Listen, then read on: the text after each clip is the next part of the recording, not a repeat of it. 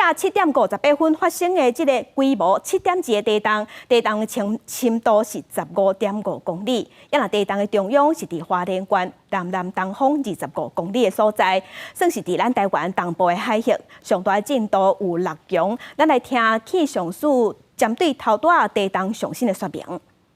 各地，包含从中部到北部都有感觉到相当的一个震动。那如果在高楼或是在台北盆地这样的一个区域，感觉到的震动会更大，主要是因为有盆地，还有一些大楼的一个效应。那我们的离岛，其实像马祖、金门都有相对受到相对的震度。那跟各位说明一下，这些的震度大概分布的状况是，花莲这边和平最靠近正央的位置，这边有到6强，那花莲是有叫6弱。那其他像花莲、台中、彰化、桃园、台北、新北这边都有5级的震度，那比较南边的台东、台南，都在4级的震度，那比较北的基隆这边大概有4级的一个震度。那这个震度6强的震度，其实是在我们109年新的10级震度分级里面是有6强的震度的，这是应该是第2个。好，我们在111年918的池上地震。当时观测到的一个震度的强度也是有6强的一个震度。那这个是震度的分布，所以可以感觉到哈，这个比较砖红色就是5弱的一个区域，好，那这个大概就是5强的一个区域，那这边是大概6强的区域，6弱的区域，那其他区域大概都有4级的一个震度，这个是3级的震度。我们在金门这边也是有2级的一个震度，好，所以几乎是全台都有感。全台都有感，那这个是我们发国家级警报的一个区域，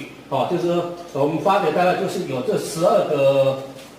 个区域的一个县市，应该都有收到国家级警报，然后提醒民众来做相对的一个临震的一个反应。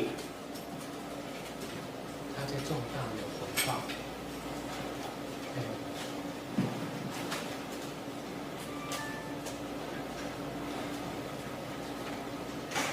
好，这个地震它的成因主要是菲律宾海板块在我们东部这边往北这边隐没下去到欧亚大陆板块以下，所以从浅到深都有可能发生地震。那这个区域其实也是很地震很好发的一个区域，主要是因为2个板块这边碰撞，所以它的能量累积是相当快速的。好，所以这个地区发生的地震的几率相当高，相当高。好，我们可以从这个我们搜寻的历史资料来看，我们的搜寻资料是以这个震央这个震央的位置来看附近规模大于6以上的地震来看，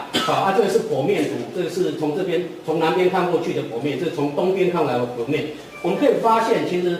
这个地区可以看到规模6以上的地震就相当多，像我们在111年12月15就有规模6.1的地震。那在2022就111年，其实3月23这边就有6.4、6.7的地震。好，那当然2021就是100年的民国100年，这边也是有相对一些110年有相对一些地震，所以这个区域是一个地震好发相当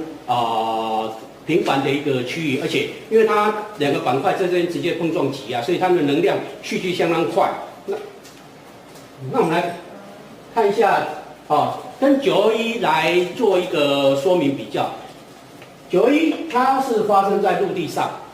陆地上是在南投集集那个位置，它的规模是7.3。那我们刚才提到那个规模7.2，其实我们事后还在处理，也许有可能会接近7.3或更大，或是还是会再调整，因为那是即时一个速报的结果。那我们这921的地震，我们可以看到它的规模是7.3，深度是8.0。那当时的震度是有到7级，这是109年前旧的震度阶，所以当时因为它是在陆地上，所以造成的一个灾情是相当严重的。那这个地震是921地震发生25年以来的一个最大的一个地震，目前看到最大的一个地震。那这是921当时的状况。那针对这个地震，我们有发了一个海啸警报。因为我们的作业规范里面，规模7.0以上，深度在35公里以内，在近海发生地震的话，我们会相对可能会引起相关的一个海啸的一个发生。那台湾地区目前就海啸的分布是分为6个区，从逆时针来顺时针来看，北部、东部、东北、中部、东南、西南以及台湾沿海。那我们因为这个地震，我们就针对这几个区域，它海啸波预估到达的时间，像我们现在大概8点54分可能会到西南沿海，就是海啸波会绕过来台湾西边这一边，大概韩海峡大概是9点58左右，因为它因为地形的一个效应，那这个海啸波我们预估都不会太大，都大概小于1公尺以内，那相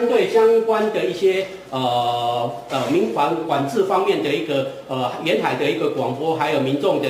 一个疏散，已经相对的一个做一个应变，这个地震因为它能量累积很快，然后里面也相当多的能量，不会透过一次地震就把所有的能量释放过了，所以后面还是有相对可能有6.5以上到7.0之间的余震会发生，这大概是3、4天以内，民众还是要小心提防有后续的余震发生。那如果发现房子可能有相对的一个危险或什么，可能要做一个相对一个应变处置。以上是针对早上7点58分台湾东部外海地震的一个说明。